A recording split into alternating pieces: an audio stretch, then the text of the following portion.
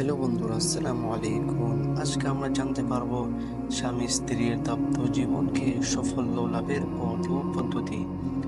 স্বামী স্ত্রীর সম্পর্ক ও ভালোবাসার বন্ধনকে একটি সুখী পরিবার গঠিত হয়, আর দাম্পত্য জীবনকে ভালোবাসার পূর্ণ, পবিত্র ও মধুর সম্পর্ক একটি সুস্থ, সুন্দর ও শান্তিময় জীবন।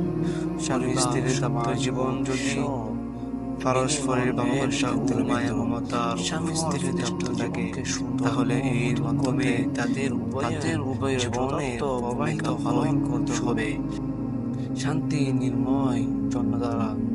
মহান আল্লাহ সাদ করেন, আল্লাহর নির্দেশসমূহের মধ্যে একটি নির্দেশ হলো, তিনি তোমাদের জন্য তোমাদের মধ্যে থেকে তোমাদের সঙ্গীদেরকে সৃষ্টি করেছেন, যাতে তোমরা তাদের কাছে প্রশান্তি লাভ করো, এবং তিনি তোমাদের পরস্পরের মধ্যে সম্প্রীতি ও অনুকম্পনা সৃষ্টি করেছেন।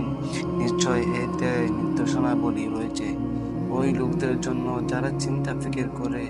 সূরা রুম আয়াত নম্বর 21। দাম্পত্য জীবনকে মানুষের জৈবিক চাহিদা পূরণের মাধ্যমে পৃথিবীর গতি দ্বারা বজায় রাখা একটি চমৎকার ব্যবস্থা বলে সবাই মনে করে, কিন্তু ইসলামের দৃষ্টিতে এ দাম্পত্য জীবন মধুর করতে তোলার মাধ্যমে অবারিত সওয়াব অর্জনের একটি গুরুত্বপূর্ণ ক্ষেত্রে।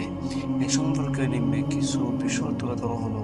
আল্লাহ তাআলা ইরশাদ করেন, শুধু তোমরা যৌবনের জন্য বিয়ে করছো না, তোমরা নেকির জন্য বিয়ে করছো। তোমরা যখন বিয়ে করার পর যখন মিলামিশা করবা, তখন আমি আল্লাহ পাক রব্বুল আলামিন তোমাদেরকে নেকি দেব।